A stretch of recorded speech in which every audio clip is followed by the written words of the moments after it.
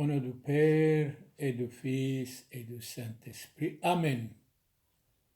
Frères et sœurs dans le Christ, frères et sœurs dans l'humanité, qui que vous soyez, croyants ou pas, nous prions pour que vous soyez protégés contre toute maladie. Seigneur Jésus, exaucez-nous. Sri Mbarche Matoutu, Alon Barch Alechu, Tolchu Kayu Alo Manehe, Umachlaschu, Mukewanut Kitiodu Brithu, Toesheinu Shlomo Beinu Thechu. اليوم مشغولين أيدربو إن قد شخص دو بتجورد ممتلح ذو يعني يقرث عائلة أيدربو لازم تويو وجورو. Aujourd'hui nous allons parler du mariage. Mariage entre l'homme et la femme, bien choisi. Il faut, quand vous choisissez quelqu'un, il faut que vous ayez même direction, même conviction. Si vous êtes croyant, même Jésus-Christ. Sinon, ça n'ira jamais. Mais dans notre discours, vous allez trouver beaucoup de fleurs. C'est comme vous entrez dans un jardin. C'est à vous de choisir les fleurs qui vous conviennent, les fleurs qui peuvent vous donner la force, les fleurs qui peuvent vous diriger, les fleurs qui peuvent être contre vous. Il y a le négatif et le positif. Bien sûr, souvent, il faut choisir tout ce qui est bon, ce qui est raisonnable. Sri Mbarche Alon Barch Alechu, Arke Abuna Deiro Samuel Mebelchika, Konodeit Sriet Orthodoxaito Kubalchu Shaino Shlomo Hulmono Kulchu. نقدكم مشغولين أخذكم عبرة البختشة الجنثو ربثو كتابة كل إيلونة كم ناقة إيلونة دبعت ويقول دبعت الله مبارك عليكم شلومو شينو الكلخون أمين. Nous allons parler d'abord du roi Salomon.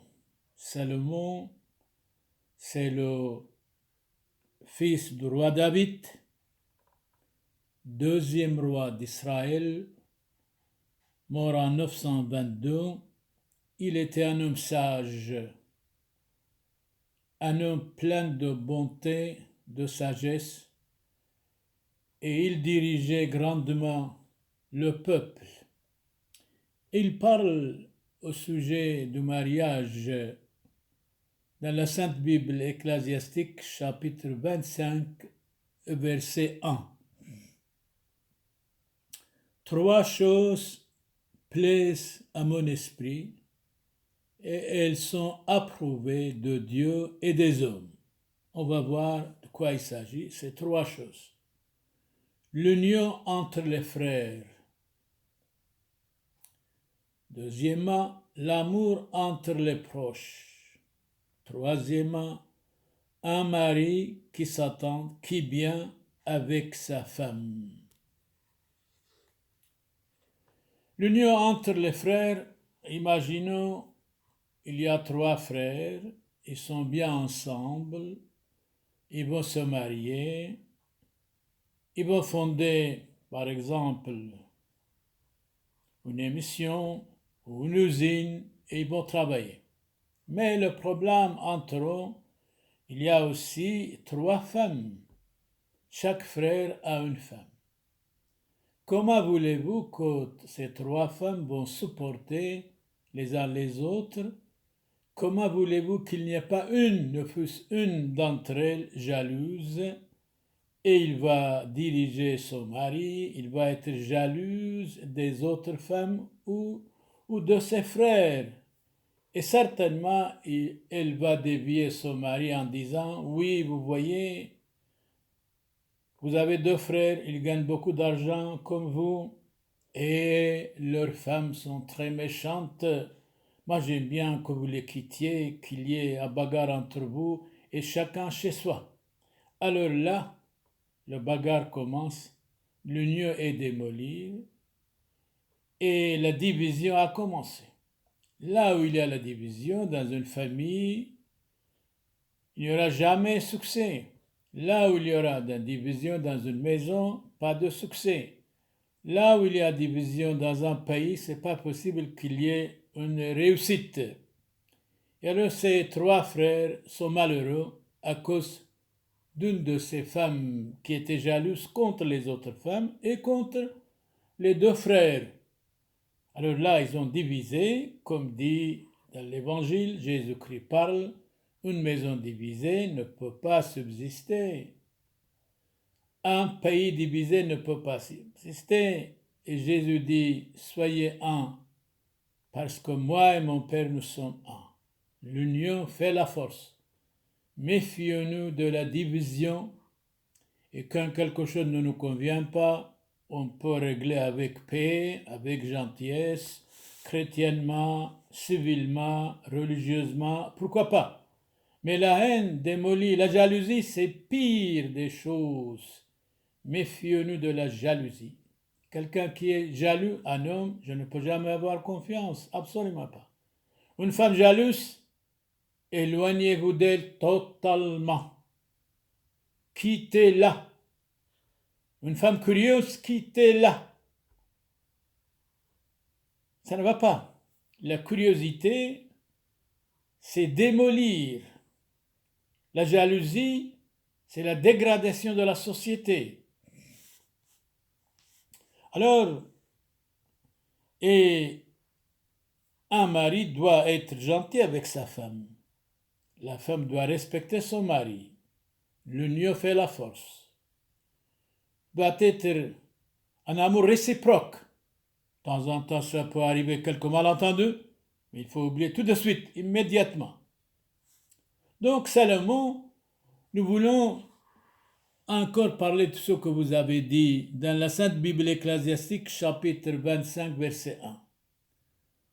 Trois choses plaisent à mon esprit. Dites-les, s'il vous plaît. Elles sont approuvées de Dieu et des hommes. L'union entre les frères,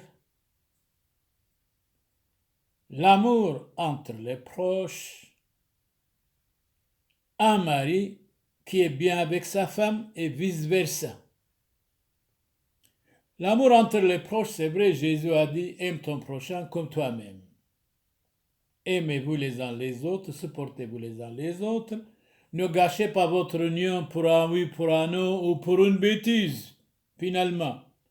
Quand on est chrétien, on est plus grand que tout cela. Soyons nobles et grands, sur tous les plans, sur tous les niveaux. Ne démolissez pas votre famille. Famille, vous êtes la base de la société, mais vous ne rendez pas compte. Ce n'est pas moi qui dis, c'est Honoré de Balzac en même temps. La famille doit être la base de la société. Dans la Bible, à la Genèse chapitre 2, verset 23, voilà maintenant dit l'homme, l'os de mes os, l'os de mes os, et la chair de ma chair. Elle sera appelée femme. Toute femme doit être respectée, honorée, mais la femme a ses devoirs aussi d'abandonner la jalousie, la curiosité, l'orgueil, la vanité. Ce n'est pas digne d'une femme. Elle sera appelée femme car elle a été prise de l'homme. Pour moi, la femme amène la lumière. La femme, c'est l'avenir. La femme donne des enfants. La Vierge Marie nous a donné notre Seigneur Jésus-Christ. Comme dit Saint Paul au Galates chapitre 4, verset 4. Imitons l'humilité de la très sainte Vierge Marie. Femme, chassez de vous la haine, la jalousie, la curiosité, le malentendu. Tout cela, ça n'amène à rien, c'est la démolition des familles. Respectez votre mari doit vous respecter aussi 100%. C'est pourquoi l'homme quitte son père et sa mère pour s'attacher à qui? À sa femme.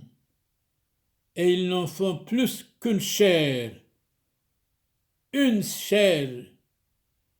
à sa femme, pas à des femmes, pas à des maîtresses. Fidélité, c'est l'âme du couple. La stabilité, c'est l'âme du couple. La stabilité, c'est l'âme des familles. L'homme et la femme étaient nus, tous deux, sans en ressentir de honte. De temps en temps, nous devons avoir honte de notre honte, de nos bêtises, de nos paroles, de notre orgueil, notre vanité, de notre jalousie, de notre curiosité tout particulièrement. Voilà maintenant, dit l'homme, l'os de mes os et la chair de ma chair. Elle sera appelée femme, car elle a été prise de l'homme. C'est pourquoi l'homme quitte son père et sa mère pour s'attacher à sa femme. Et ils ne font plus qu'une chair. L'homme et la femme étaient nus, tous deux, sans en ressentir de honte. Mais nous autres, nous devons avoir honte de notre méchanceté, de notre jalousie, de notre orgueil, de notre curiosité, de notre laisser-aller, de notre médisance, et de venir vers le Christ, d'abandonner tout cela, la méchanceté, la haine, le malentendu, critiquer l'autre, ce n'est pas bon, tout cela, ce n'est pas digne d'un chrétien, d'une famille chrétienne. Madame de Staël, morte en 1817, elle dit ceci: les passions sont notre unique mal, notre seul danger. Voilà le véritable obstacle au bonheur. Tout le monde désire le bonheur, mais le bonheur ne consiste pas de satisfaire ses bêtises, ses passions, sa sexualité épidermique et précoce, passagère. Après l'amour, il y a la haine sûrement. Répétez, Madame de Staël, les passions, notre convoitise, les passions sont notre unique mal, unique danger, je dirais même, notre seul danger.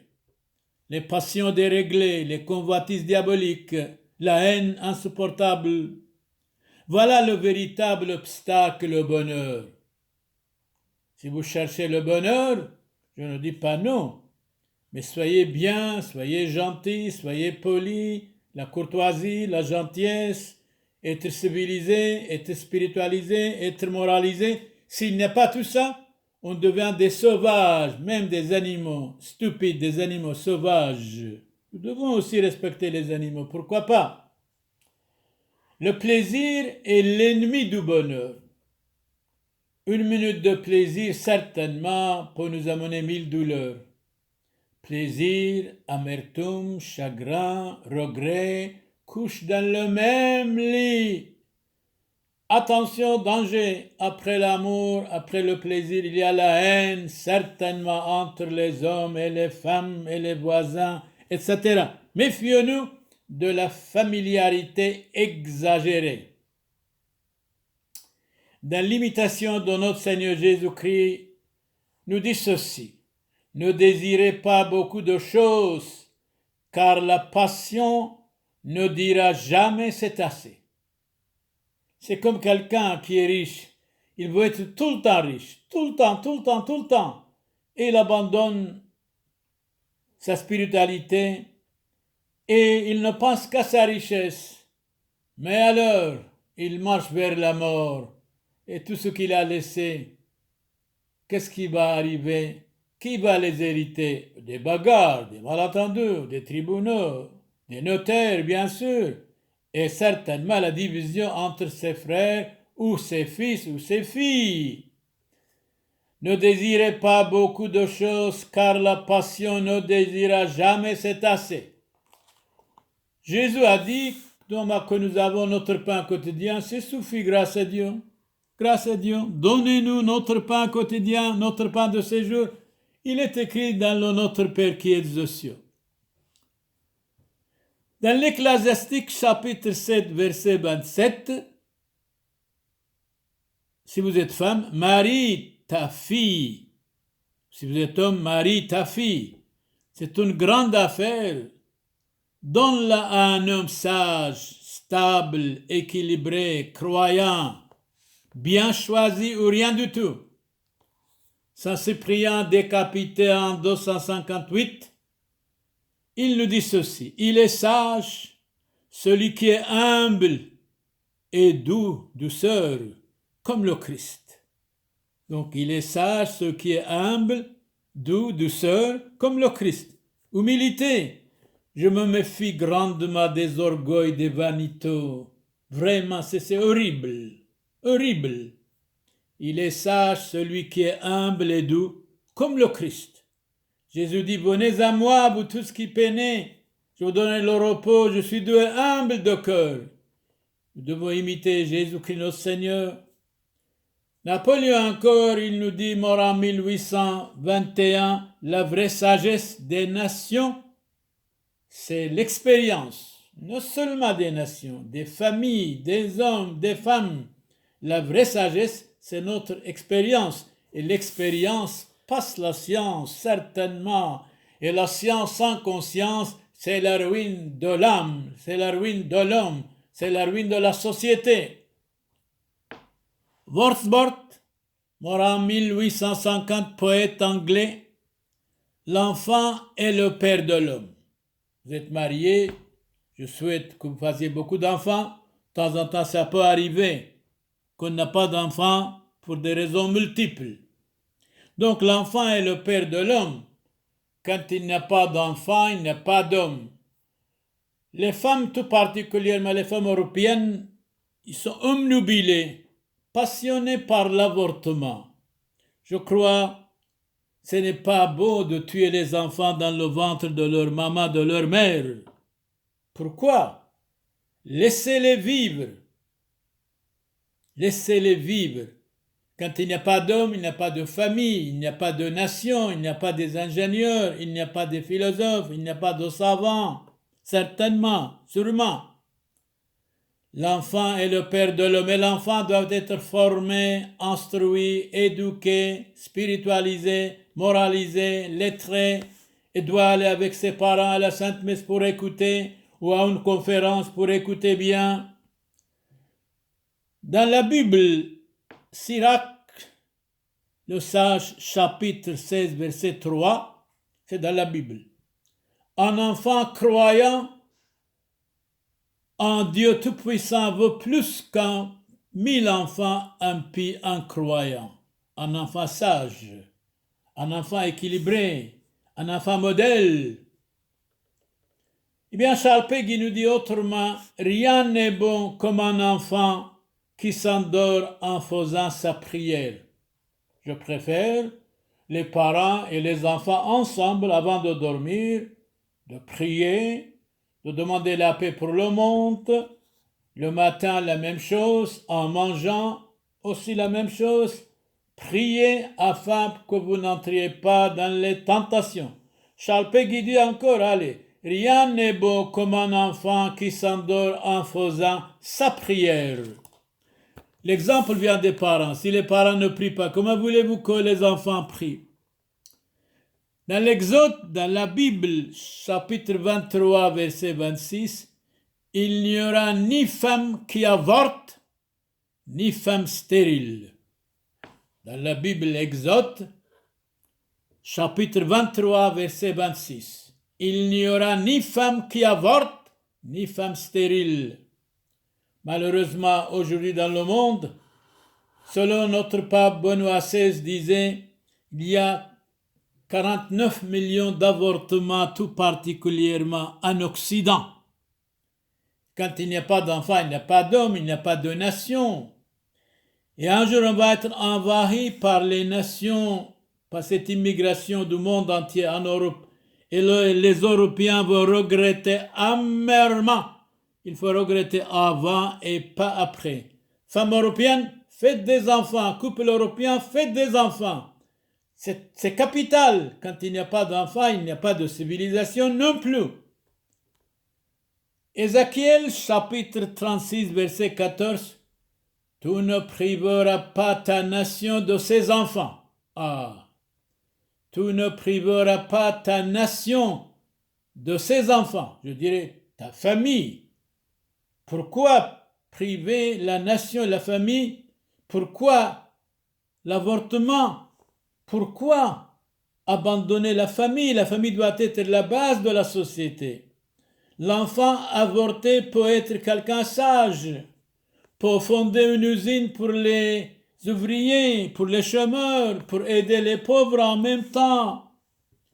Tu ne priveras pas ta nation de ses enfants. C'est-à-dire, attention, il fait allusion à l'avortement.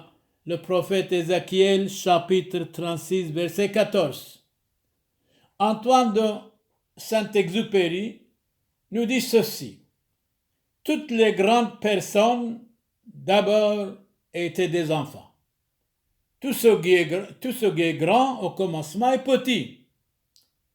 Tout ce qui est petit devient grand. Toutes les grandes personnes ont d'abord été des enfants. Donc, dans la Bible, Proverbe chapitre 27, verset 5, il vaut mieux pour les enfants d'être corrigés que d'être aveuglément aimés. Si vous aimez vos enfants, madame, monsieur, corrigez-les, éduquez-les, formez-les spirituellement, civilement, moralement, religieusement.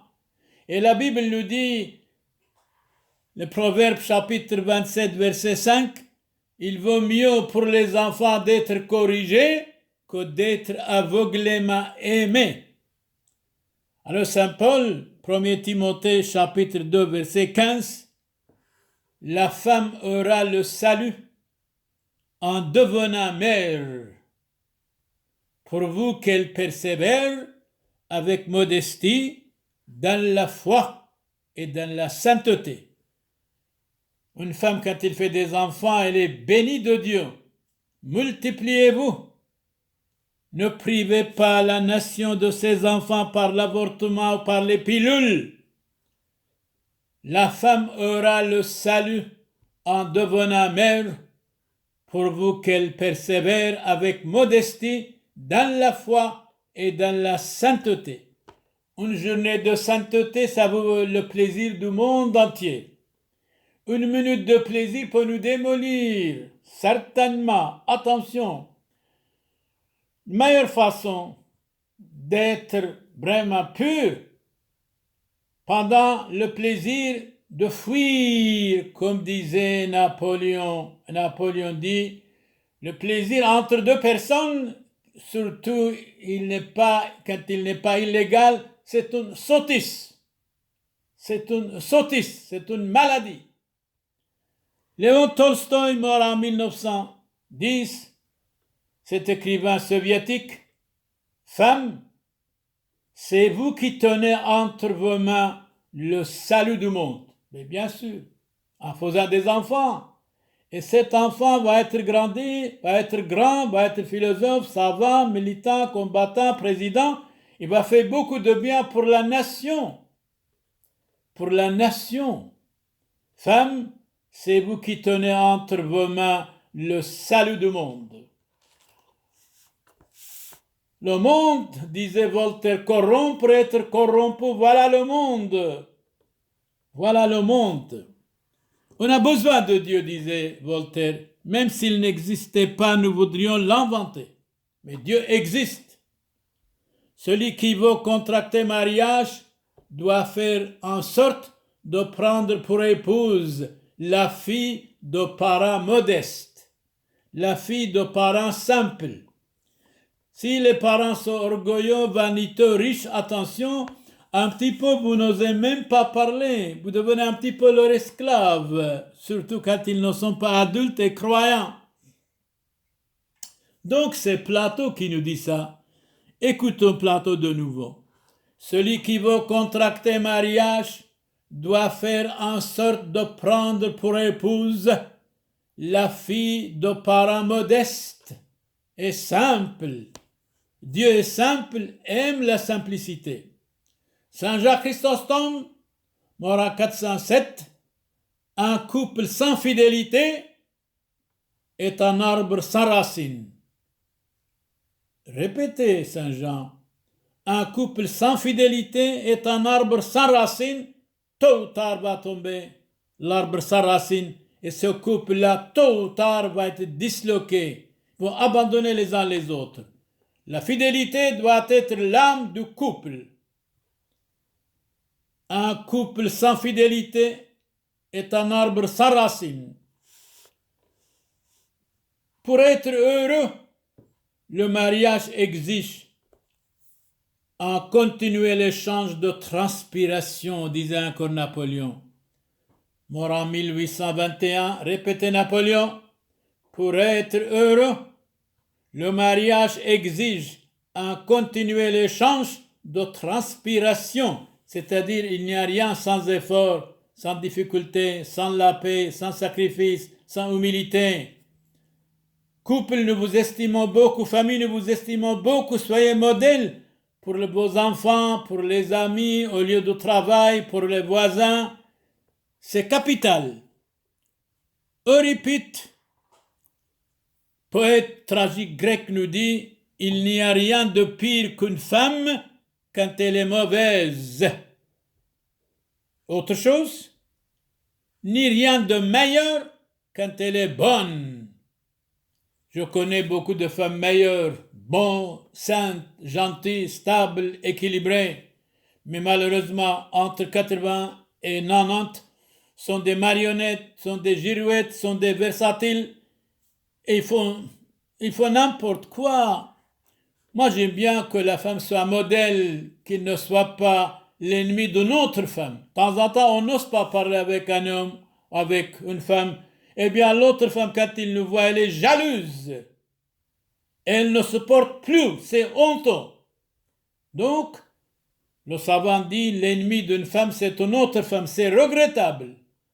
Il n'y a rien de pire qu'une femme quand elle est mauvaise, ni rien de meilleur quand elle est bonne. Alors, je préfère que toutes les femmes soient gentilles, soient bonnes, qu'elles chassent de la jalousie, la curiosité, l'orgueil, la vanité. Le savant disait, honnêtement, on n'ose plus parler avec quelqu'un quand une femme nous voit. Elle est jalouse terriblement. Même elle peut tomber malade, même mal à la tête, parce qu'il avoue quelqu'un qui parle avec un homme ou avec une femme. Mais il n'y a rien. Peut-être cet homme avait un problème, cette femme avait un problème. Mais madame, pourquoi vous êtes jalouse? Pourquoi vous ne supportez plus? C'est honteux. Alors femme, vous êtes noble, vous savez. Mais ne vous ridiculisez pas. Ne vous démolissez pas. Attention, le monde vous trompe. Jésus-Christ est votre ami. Je suis sûr et certain. Saint Paul écrit aux Hébreux chapitre 13, verset 4. En toute chose, le mariage soit respecté et que le lit nuptial soit sans tache. Notre thème, frères et sœurs, dans le Christ, qui que vous soyez croyants ou pas, nous vous aimons. Notre thème d'aujourd'hui, c'est le mariage. Le mariage doit être sacré. En toute chose, le mariage soit respecté et que le lit nuptial soit sans tache. Sans tache. Pascal, le philosophe, il est mort en 1662. Il a inventé la machine à calcul quand il avait 12 ans.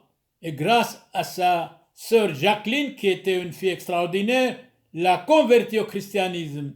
Et Pascal nous dit ceci, que le corps de l'homme est creux et plein d'ordures. Voilà maintenant, c'est l'homme qui est attaqué. Que le corps de l'homme est creux et plein d'ordures et de méchanceté. Je vous comprends, Pascal. C'est vrai, il y en a énormément. Mais nous devons, nous tous, se convertir, être quelqu'un d'autre, être bien, quelqu'un qui nous insulte, il ne faut rien dire, quelqu'un qui nous dit on ne vous aime pas, dites merci, quelqu'un qui nous dit nous vous détestons, dites merci beaucoup monsieur, c'est très important ce que vous dites, je vais me corriger, je vais être quelqu'un d'autre maintenant, parce que je suis chrétien, c'est mon devoir de me corriger, de supporter, même s'ils le font, l'insupportable. Saint Matthieu, l'Évangile, Jésus nous dit, chapitre 15, verset 19, Du cœur, en effet, provient les pensées malhonnêtes, diaboliques, meurtre, adultère, dévergondage, débauche, calomnie, adultère, vol, faux témoignage. Voilà ce qui suit l'homme. Personnellement, on peut choisir tout cela. Nous donne des leçons. Pensée malhonnête, c'est très mauvais. Meurtre, c'est de ne pas tuer. Adultère, de ne pas commettre l'adultère, attention. Débauche, méfiez-vous du débauche. Calomnie, méfiez-vous des calomnies mensongères. Vol, de ne pas voler. Faux témoignage. Alors là, il y a partout des faux témoignages. Chrétiens, soyez vrais. Ne mentez pas. Voilà ce qui suit l'homme. Voilà ce qui démolit l'homme.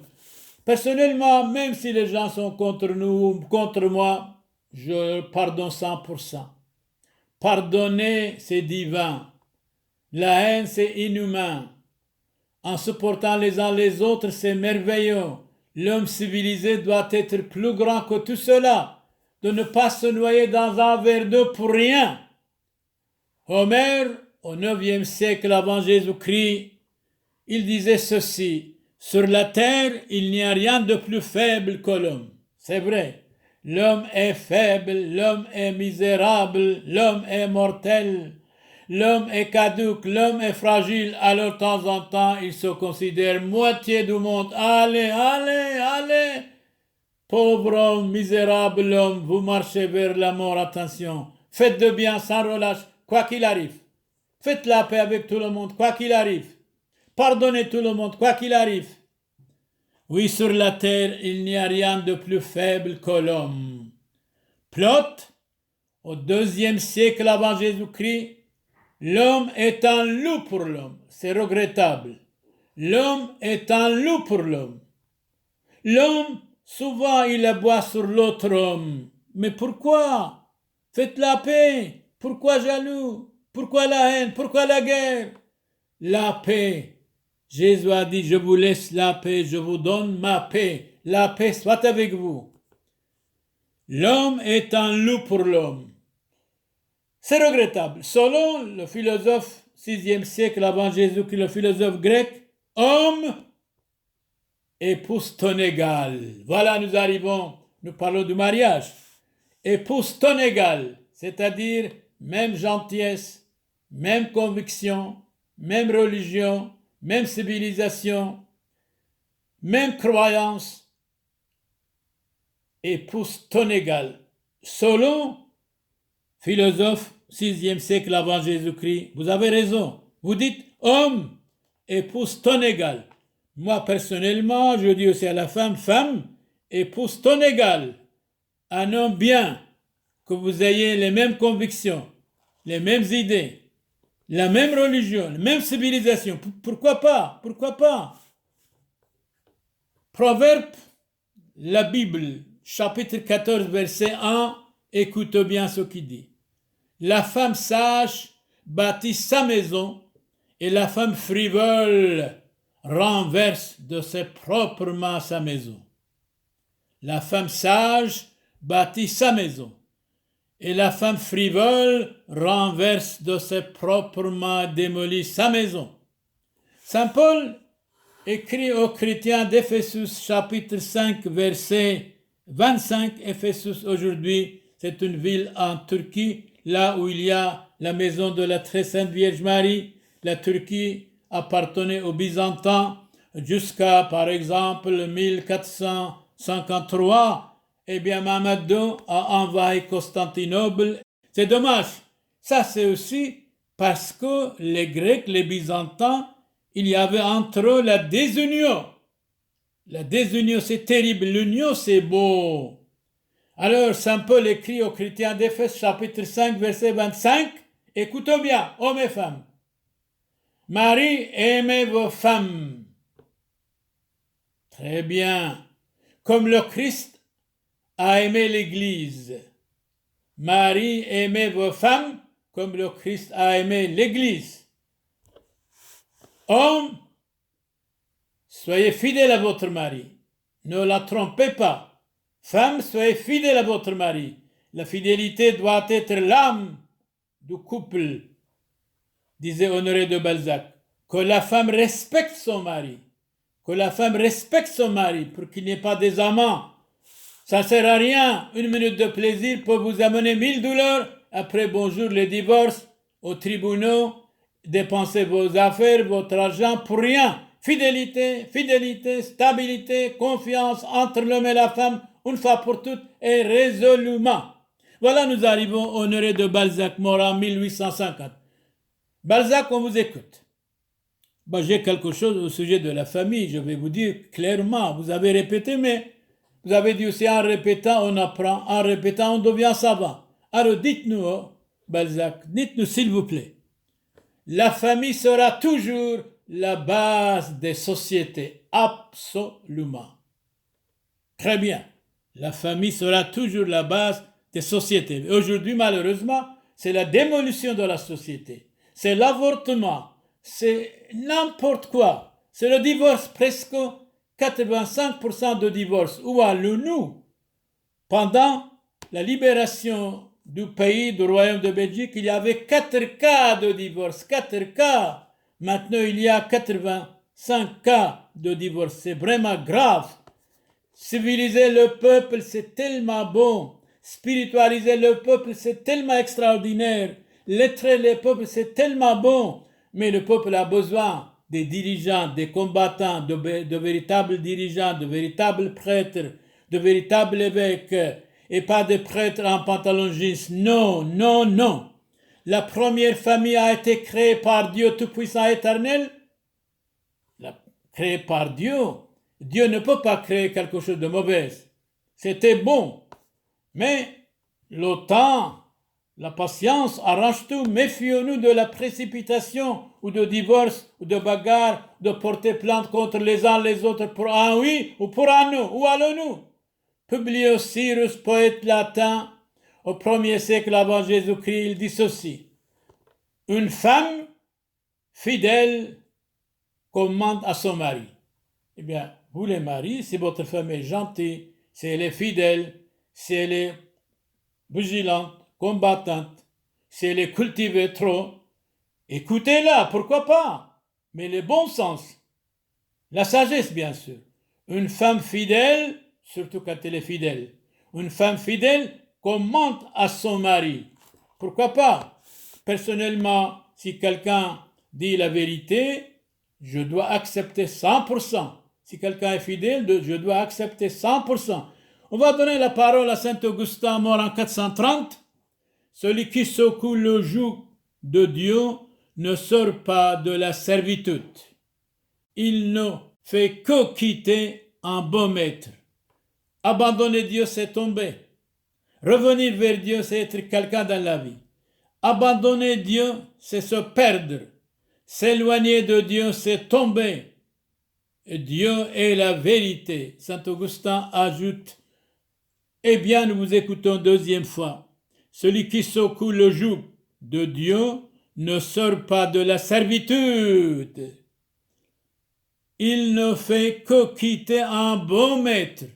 Quitter Dieu, quitter un bon maître. Bien sûr. Et il ajoute, abandonner Dieu, c'est se perdre. S'éloigner de Dieu, c'est tomber. Dieu est la vérité. Croire en Dieu, c'est régner. Saint Jérôme, mort en 420, l'origine de la femme est plus noble que celle de l'homme. Magnifique. Pourquoi? Parce qu'elle est tirée du cœur de l'homme. Ce n'est pas des pieds, non, vraiment pas. Tandis que l'homme a été créé de n'importe quoi ou de poussière.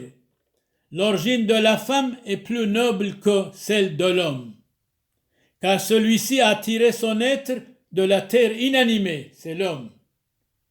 Tandis que la femme a été tirée de la substance vivante de l'homme et que son nom est la signification de la vie. Alors Saint Jérôme, nous voulions de nouveau écouter. Il parle de l'homme et de la femme. l'origine de la femme est plus noble que celle de l'homme, c'est clair. Car celui-ci a tiré son être de la terre inanimée, c'est l'homme. Tandis que la femme a été tirée de la substance vivante de l'homme, et que son nom est la signification de la vie. C'est ça qu'il veut dire aussi. Eh bien, Saint Jérôme, vous avez raison. Saint Jérôme ajoute la faiblesse de l'homme sans vertu et fidélité le livre à la honte. La faiblesse de l'homme sans vertu, sans la fidélité, sans la sainteté, il va vers la dégradation. Le livre à la honte, certainement. La faiblesse de l'homme sans vertu et fidélité, le livre à la honte. Nous devons avoir honte de nos bêtises, de notre honte. Saint Augustin nous dit autrement, il est honteux d'être sans honte. Homme, sois fidèle à ta promesse, à votre femme, et ne trompe pas la femme qui compte sur vous. Beaucoup d'hommes honteusement trompent leur femme. C'est vraiment catastrophique. Lamartine, mort en 1869, voilà toute ma vie. Et alors, qu'est-ce que c'est toute votre vie? Aimer, chanter et prier. Nous devons prier, sans relâche bien sûr. Cicéron dit autrement, mort en 43 avant Jésus-Christ, ne faites jamais entrer le désespoir dans vos conseils, dans vos résolutions. Répétons, Cicéron nous dit, ne faites jamais entrer le désespoir dans vos conseils et dans vos résolutions. L'abandon d'une bonne résolution, c'est l'abandon de la religion. Justinien Ier, empereur d'Orient, mort en 565 à Constantinople, Istanbul actuel, le code de 529 après Jésus-Christ, le code justinien a défini le mariage, c'est-à-dire la loi de Justinien, une union de l'homme et de la femme qui contient une société indissoluble. C'est-à-dire on ne peut pas les séparer. Voilà, Justinien, l'empereur byzantin, mort en 565, dit ceci dans cette loi qui a formé une union de l'homme et de la femme qui contient une société indissoluble, c'est-à-dire pas de divorce, c'est ça qu'il veut dire. Code non masculin, recueil de compilation des lois. Code justinien. Tous les peuples ont regardé le mariage comme la base de la société. Aujourd'hui, notre thème, c'est le mariage, nous devons parler. Dans le code, dans la loi justinien, tous les peuples ont regardé le mariage comme la base de la société. C'est le mariage qui forme la famille. C'est en effet dans le mariage que se trouve le principe de l'ordre, la succession des générations. Donc, Justinien, empereur byzantin, mort en 565 à Constantinople, donc actuel Istanbul, dans le code, dans la loi Justinien, tous les peuples ont regardé le mariage comme la base de la société. C'est le mariage qui forme la famille. Famille, nous vous estimons beaucoup. C'est en effet dans le mariage que se trouve le principe de l'ordre. L'ordre vient de Dieu, le désordre vient de Satan. Et la succession des générations, bien sûr, par les enfants. Quand il n'y a pas d'enfants, il n'y a pas de génération, certainement. Le mariage est saint. Dans la Genèse, la Bible chapitre 1, verset 28. Car il a Dieu pour l'auteur. Le mariage est saint, car il a Dieu pour l'auteur. Nous lisons dans la Bible que Dieu créa l'homme et la femme, qu'il les bénit et leur dit, croissez et multipliez, c'est-à-dire faites beaucoup d'enfants. Où se trouve ça? dans la Bible de la Genèse, chapitre 1, verset 28. Le mariage est saint, car il a Dieu pour auteur. Nous lisons dans la Bible que Dieu créa l'homme et la femme, qu'il les bénit et leur dit: croissez et multipliez-vous. Il n'a pas dit faites l'avortement, non, vraiment non.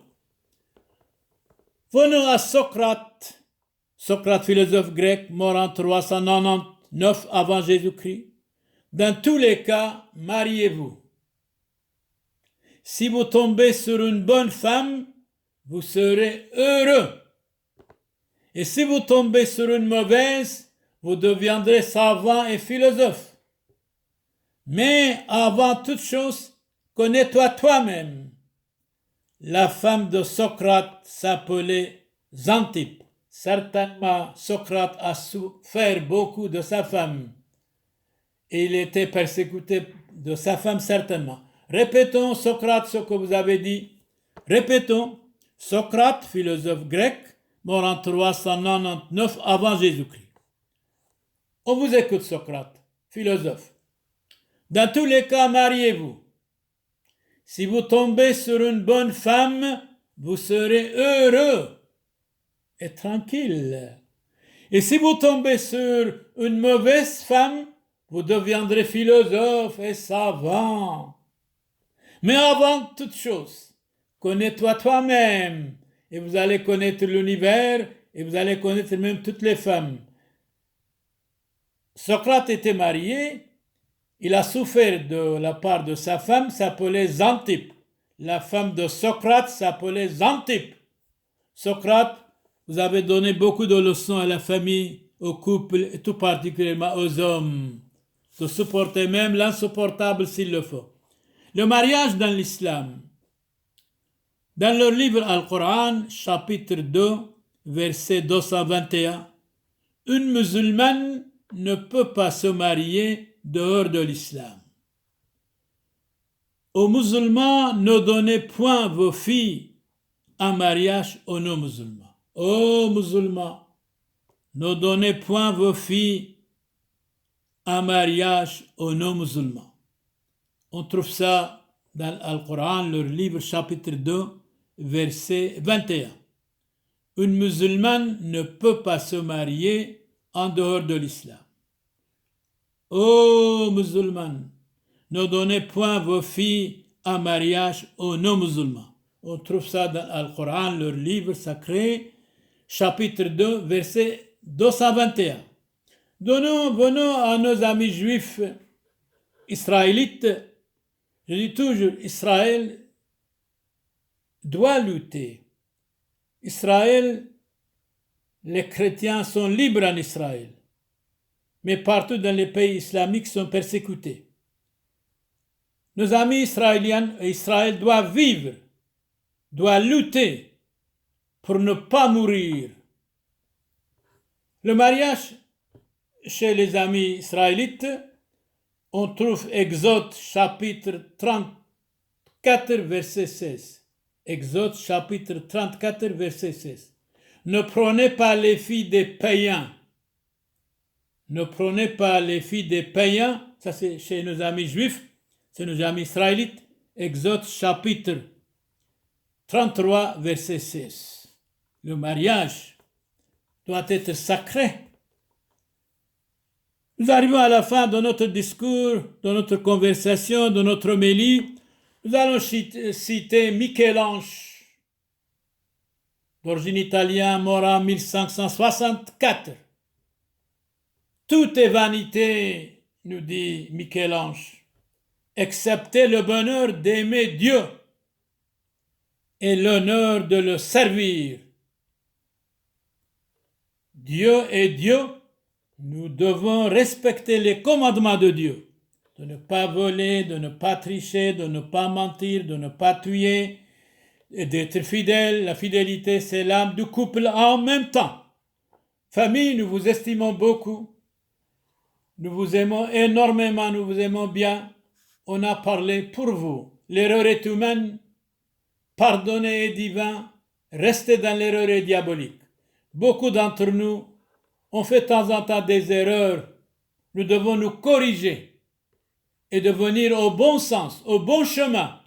Que la paix soit avec vous, pour vos familles, pour vos enfants, que la paix entre l'homme et la femme, que les enfants doivent former, doivent éduquer, être éduqués, et les enfants doivent écouter leurs parents civilement, spirituellement, moralement, religieusement. Pourquoi pas? Famille, soyez bénis par Dieu Tout-Puissant, qui que vous soyez, croyant ou pas.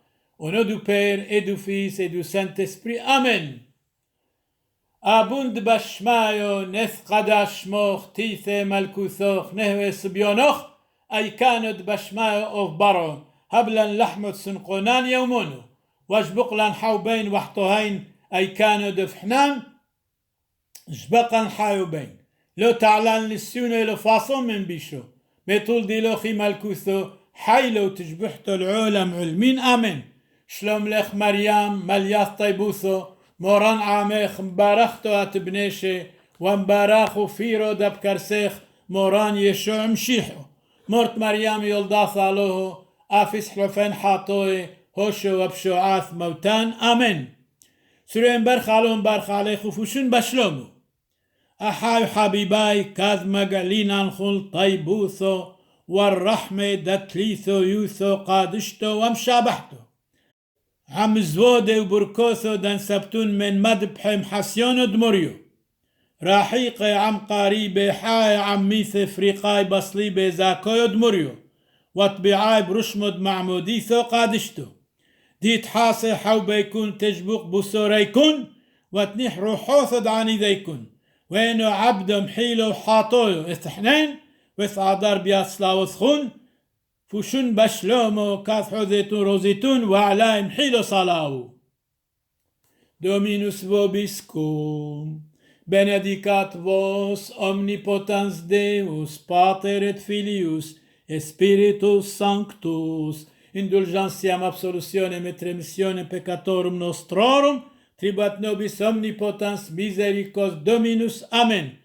سرين برخي علوهم برخ عليك ويكو توتو شينو شلومو الكلخون وعلوه بلخو صحة وشلومو توالخو كاي وعلوه مانحي وعلوه بيمالكو سدشمايو لعني ذثخو تو شلومو بينو ثيخو بين لا جيراني اليثتا مقاورو شلومو أنا عماد خد ماطيعنخو عليمو عليموثو ماطيعو عليميخو البابيخو قوارو مسريو سمو نعيمي غلبي لقاورو تمطاي شلوم عليخو أثي وصي دالوه دنر بعيو ماطيع الأيمخو البابخ سرين برخالون برخال كلخو متوتو هركي أبونا ديرو سامويل من بلجيكا وكونو ديتو سوريتو أرثوذكسيتو شلوم على سوري دبرثو كولا متو انترو شاينو وشلوم الكلخون. Amen. Ici, Monseigneur Charles-Clément Boniface dit Père Samuel, le prêtre de la Sainte Église syriaque orthodoxe, prie pour vous tous, qui que vous soyez, croyants ou pas. شلومو شينو وصحة الكلخو حلمونو وعلوهم بارخ الكلخو وعيش دثخو ميعاد البوشمو دوابو وابرو يروحو قاديشو. آمين وآمين.